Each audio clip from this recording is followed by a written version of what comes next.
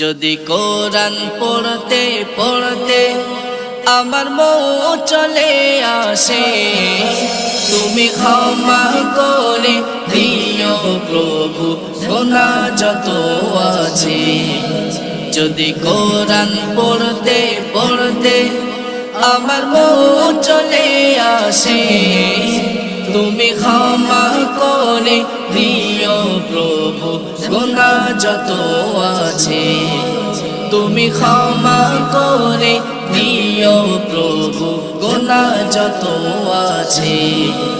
আমি গুনাহ করে করে হৃদয় হাহাকার, তোমার রহমতের ছায়ায় ডেকে